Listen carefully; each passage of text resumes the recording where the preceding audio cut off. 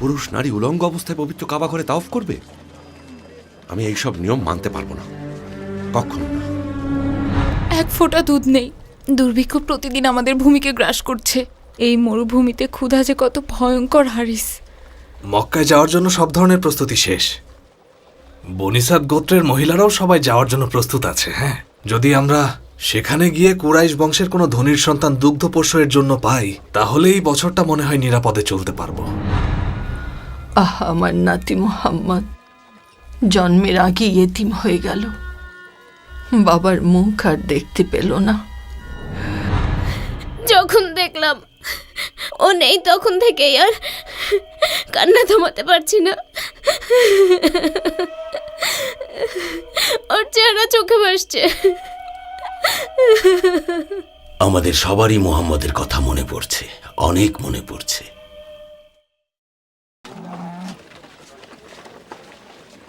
আপনি কি আমাকে কিছু বলবেন আব্বা?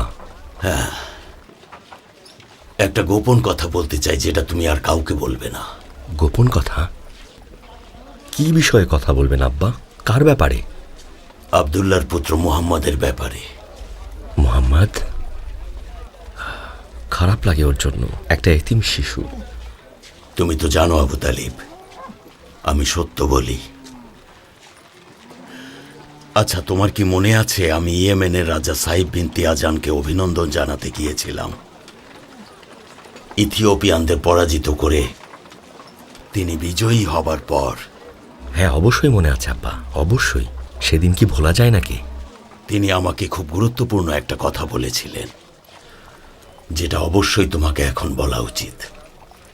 কারণ মৃত্যু অবশ্যম্ভাবী, কেউ জানে না কে কখন মৃত্যুবরণ করবে। আল্লাহ আপনাকে দীর্ঘায়ু দান করুক। এখন বলুন আব্বা। রাজা আমাকে খুব সম্মান দিয়েছিলেন, তিনি আমাকে অনেক উপহার দিয়েছিলেন। এসব দেখে কুরাইশ প্রধানরা ঈর্ষা করছিল। আমি বারবার বলেছি, ঈর্ষা করো না, বরং তোমাদের অপেক্ষা করা উচিত ভবিষ্যতের সবচেয়ে বড় সুসংবাদের জন্য। কিসের সুসংবাদের কথা বলছেন? আমি এতদিন এটা কাউকে বলিনি কাউকে, তোমাকেই বলছি। কথাটা তোমাকে গোপন রাখতে হবে, আর একটা দায়িত্বও পালন করতে হবে। আপনি তো জানেনই আমি ধৈর্যশীল মানুষ না, আমাকে অপেক্ষা না করিয়ে বলুন। শোনো পুত্র আবু তালিব, রাজা সাহিব বলেছিলেন, এক শিশু জন্ম নেবে যার মধ্যে তাই হামাভূমির চিহ্ন থাকবে। শেষ দিনেও রাজত্ব করবে। তিনি পুরো বিশ্বের শেষ নবী। তার জন্ম এখনই হয়ে গেছে, অথবা খুব শীঘ্রই তার জন্ম হবে পবিত্র এই ভূমিতে।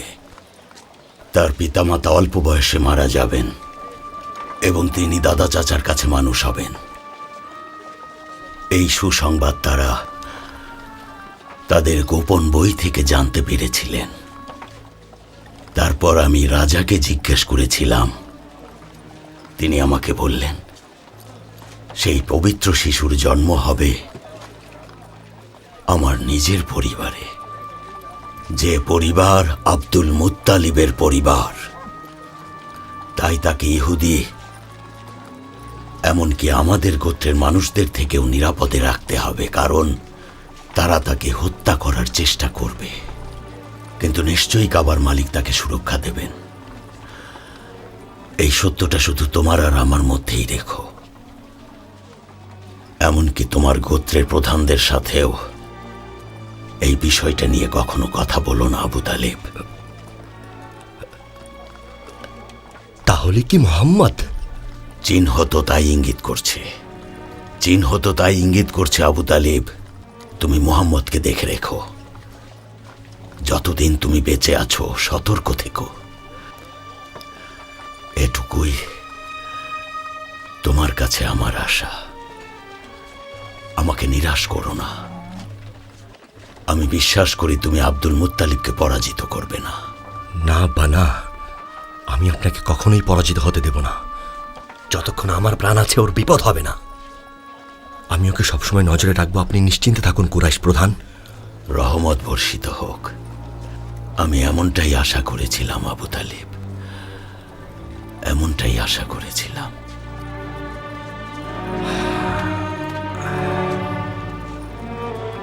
কি হয়েছে দেখার জন্য আমি আর হারিস গেলাম। আমার মেয়েটা চিৎকার করছিল, আমার কুরাইশের ভাই, আমার কুরাইশের ভাই। আমরা সবাইকে জিজ্ঞেস করলাম কি হয়েছে ওর। আমার মেয়ে বলল, আমি যখন খেলছিলাম একটা সম্পূর্ণ সাদা কাপড় পরা লোক আমাদের কাছে আসলো, তাকে নিচে শোয়ালো, তার বুক ছেড়ে তার হৃৎপিণ্ড নিয়ে গেল। তারপর আমি আর আল হারিস বাইরে গেলাম আর দেখলাম তার মুখ হলুদ হয়ে আছে। আমরা পাশে বসলাম। বাকিটা তুমি খুলে বলো আল হারিস। জিজ্ঞেস করেছিলাম কি হয়েছে বাবা তোমার। সে বলল একজন সাদা কাপড় পরিহিত লোক নাকি হঠাৎ তার কাছে এসে তাকে জড়িয়ে ধরল, তারপর তাকে মাটিতে শুইয়ে দিল, তার বুক চিরে হৃৎপিণ্ড নিয়ে গেল। ফিরে এসে হালিমাকে বললাম মনে হয় বাচ্চাটাকে ওর পরিবারের কাছে ফিরিয়ে দেয়া উচিত। ওর এখানে থাকাটা নিরাপদ না। একদিন কিছু লোক বিনা কারণে আমাদের তাঁবুতে এসেছিল। তারা তার শরীরের চিহ্নগুলো দেখে বলল এই সেই বালক, এই সেই বালক। তারা ওকে নিয়ে যেতে চাইল। আমি আপনাকে বোঝাতে পারবো না সেদিন কিভাবে আমরা ওদের হাত থেকে ওকে বাঁচিয়েছিলাম। কাবার মালিক তোমাদের রক্ষা করুন, দীর্ঘজীবী হও। সামর্থ্য অনুযায়ী এর প্রতিদান দেব। আপনাদের ছোট বাচ্চা মোহাম্মদের মতো উপহার আমাদের জন্য আর কিছুই হতে পারে না। ও আমাদের জীবন বদলে দিয়েছে। আমাদের চারণভূমি আবার উর্বর হয়েছে। গবাদি পশুগুলো দুধে পরিপূর্ণ হয়েছে। আমাদের ঘরে আবার সুখের দিন ফিরে এসেছে। মনে হচ্ছে কোনো পবিত্র দয়ালু হাত আমাদের উপর অশেষ রহমত বর্ষণ করছেন। এ বিষয়ে আমিনার সাথে কথা বলেছ? হ্যাঁ, আমি বলেছি। কি বলেছে সে তোমাকে? আমার ঘটনা তাকে বলার পর সে আমাকে আরো আশ্চর্যজনক ঘটনা বলেছে। বলেছে তুমি কি তার উপর শয়তানের প্রভাব নিয়ে ভয় পাচ্ছ? আমি বললাম হ্যাঁ পাচ্ছি। সে বলল না, আল্লাহ শপথ তার উপর কোনোদিন শয়তানের প্রভাব পড়বে না। সে আমাকে আরও বলল যখন মুহাম্মদের জন্ম হচ্ছিল তখন আমি একটা স্বপ্ন দেখেছিলাম আমার গর্ভ থেকে নূর ছড়াচ্ছে। নূরের আলোয় সিরিয়ার প্রাসাদগুলো দেখা যাচ্ছিল। সে আমার ভেতরে একটা জলজলে আলো ছিল। তাই তুমি এসব নিয়ে চিন্তা করো না হালিমা। আমি জানি সে একজন বরকতময় বালক। প্রার্থনা করছি পবিত্র কাবার মালিকের কাছে আমাদের সাথে মোহাম্মদের বন্ধন যেন কখনো ছিন্ন না হয়। আমরা যেন তাকে সব বিপদ থেকে রক্ষা করতে পারি। আমার নাতি মুহাম্মদকে সতর্কভাবে বড় করতে হবে। রাসূলুল্লাহ সাল্লাল্লাহু আলাইহি ওয়াসাল্লামকে 5 বছর পালন করার পর হালিমা ওনার মা আমিনার কাছে ফিরিয়ে দেন। নবী মুহাম্মদ 6 বছর বয়সে প্রথম মদিনায় গমন করেন। তিনি তার চাচার পরিবার আর আল নাজ্জার পরিবারের শিশুদের সাথে খুব ভালো সময় পার করছিলেন এবং তারাও ওনাকে খুব আপন করে নিয়েছিল। মক্কায় ফিরে আসার সময় ওনার মা ওয়াহেবের কন্যা আমিনা পথিমধ্যে মারা যান এবং আল আবুয়াতে তাঁকে দাফন করা হয়, যেটা মক্কা এবং মদিনার মধ্যবর্তী স্থানে অবস্থিত। কাবার মালিকের শপথ, সত্যি বলছি, মোহাম্মদের মধ্যে আমরা ঐশ্বরিক কিছু দেখতে পেয়েছি। আচ্ছা, মোহাম্মদ কি করে? সে তার ছোট ভাইদের নিয়ে সব সময় খুব ভোরে ঘুম থেকে উঠত। তার ভাইরা ওঠার পর চোখ ডলাডলি করত, বসে বসে ঝিমতো, চুল এলোমেলো থাকতো, আর ধীরে ধীরে কাজ শুরু করত। মোহাম্মদ কি করতো হালিমা? আপনারা বিশ্বাস করুন, সে কোনো রকম ক্লান্তি ছাড়াই ঘুম থেকে ওঠে। তার চোখ মুখ থাকে উজ্জ্বল। আপনারা সত্যিই ধন্য। বনি হাশেম গোত্রে আপনারা পেয়েছেন মোহাম্মদকে। এ ব্যাপারে কোনো সন্দেহ নেই আমার। এটা সত্যিই আনন্দের। সে সবসময় একটি স্তন থেকে স্তন পান করত, আরেকটা স্তন রেখে দিত তার ভাইয়ের জন্য, প্রাণপ্রিয় ভাই আব্দুল্লাহ ইবনে হারিস। আমিনার মৃত্যুর পর বারাকা মুহাম্মদকে নিয়ে মক্কায় ফিরে আসে। বারাকা আব্দুল মুত্তালিব, আবু তালিবের স্ত্রী ফাতিমা বিনতে আসাদ সবাই মিলে শিশু মুহাম্মদকে দেখাশোনা করে বড় করে তোলে। মাত্র 6 বছরের শিশু মুহাম্মদকে রেখে মা আমিনা মারা গিয়েছিলেন। এতিমের দুঃখ যে কতটা করুণ। بدت مخايل فضلي نام اليتيم واليتم رزق بعضه وذكاء كانت كف الخلق العظيم شمائل يقرى بهن ويولع খাজরাজ গোত্রের থেকে দূরে থাকো বলছি। না, তোমার ইহুদি থেকে দূরে থাকা উচিত। তুমি কি আমাদেরকে হুমকি দিচ্ছ? কাবার মালিকের শপথ, একজন নবী খুব শীঘ্রই আসবেন, যার নেতৃত্বে আমরা তোমাদের সবাইকে শেষ করে দেব। এখন বড় অবশ্যই মুনিব, যখন আমরা ওর বনি নাজ্জার গোত্রের মামাদের ওখানে ছিলাম, তখন কিছু ইহুদিরা ওকে আঘাত করার চেষ্টা করছিল। এই কারণে আমিনা তাড়াহুড়া করে ফিরে আসার সিদ্ধান্ত নেয়, কিন্তু পথের মধ্যে তিনি আবায়াতে মারা যান। তার উপর কাবার মালিকের রহমত বর্ষিত হোক। আমার প্রিয় আমিনা, মুহাম্মাদের জননী, আব্দুল্লাহর কাছে চলে গেলে তুমি। হারানোর শোক কত কঠিন।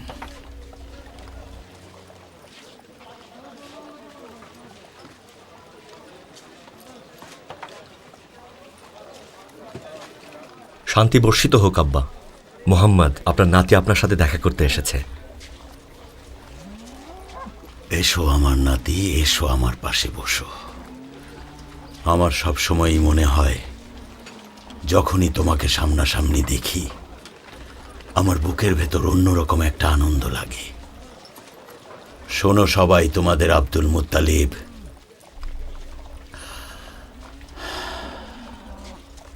এখন বুড়ো হয়ে গেছে, দুর্বল হয়ে গেছে। কাবার মালিক প্রভু হুবাল আপনাকে রক্ষা করবেন আব্বা। আমার শেষ সময় খুব নিকটে। তোমরা মুহাম্মদকে দেখে রেখো, এটাই আমার শেষ ইচ্ছা। তোমাদের ভরসায় আমি ওকে রেখে যেতে চাই। আমি চাই না আমার আদেশ মান্য করার জন্যই কেউ ওর দায়িত্ব নিক। যদি এমনটাই হয়, তাহলে আমি তোমাদের ভাইদের কারো হাতেই ওকে দিয়ে যাব না। আমি এমন কারো হেফাজতে মুহাম্মদকে রেখে যেতে চাই, যে আমার মৃত্যুর পরেও ওর খাওয়া পড়ার দেখাশোনা করার দায়িত্ব নেবে, আর নিজের সন্তানের মতোই ভালোবাসবে। আমি ওকে নিতে চাই। না, আমি নিতে চাই। আব্বা যান, আমি কাবার মালিকের শপথ করে বলছি, আমার কাছে আমার ভাই আব্দুল্লাহর চেয়ে প্রিয় এই পৃথিবীতে আর কেউ নেই।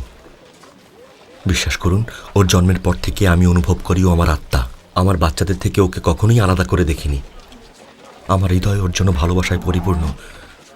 আর তাছাড়া আমি ওর আপন ভাই, আমাদের পিতাও এক, মাতাও এক, তাই ওকে দেখাশোনার দায়িত্বটাও আমাকে দেয়া উচিত। মুহাম্মদকে তোমার হেফাজতে দিলাম আবু তালিব। ও এতিম হওয়ার কারণে ওর দুঃখ কষ্ট সবসময় সাথী হয়ে থাকে, তবুও সে সবসময় এই বিষয়গুলো নিয়ে ধৈর্যশীল আর শক্ত থাকে। এখন আমরা মক্কায় খারাপ সময় পার করছি পুত্ররা, তোমাকেই সব দায়িত্ব নিতে হবে। ওর দেখাশোনা করবো, আর এমনভাবে ছায়া হয়ে থাকবো যেন সে বুঝতে পারে সে আমার সবচাইতে প্রিয় সন্তান। আমার জীবন থাকতে আমি ওর কোনো ক্ষতি হতে দেব না। আপনি একদম চিন্তা করবেন না আব্বা, বিশ্বাস রাখতে পারেন। কিন্তু আবু তালিব তো গরিব, ওর নিজের কিছুই নেই।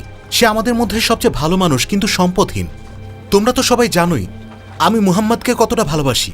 তারপরও আমি তোমাদের মধ্যে সবচেয়ে শক্তিশালী, আর এ কারণেই আমার প্রিয় মোহাম্মদকে পিতামাতার পর আমার দেখভাল করার অধিকার আছে। আব্দুল মুত্তালিবের বংশধর, বনি হাসিম গোত্রের পুত্রদের সামনে বলছি, আমার পরে এই বংশের দায়িত্ব নেবে আবু তালিব। আর আবু তালিব, তোমাকে বলছি, তোমার দায়িত্ব মুহাম্মদকে দেখে রাখা। মুহাম্মদকে দেখে রেখো আবু তালিব। মুহাম্মদ তোমার ভাইয়ের ছেলে, আর আমার বিশ্বাস তোমার দায়িত্ব তুমি ঠিকভাবে পালন করবে। মুহাম্মদ তোমার হেফাজতে আবু তালিব। মুহাম্মদ। আপনি নিশ্চিন্তে থাকুন আব্বা, আমি দায়িত্ব পালন করব।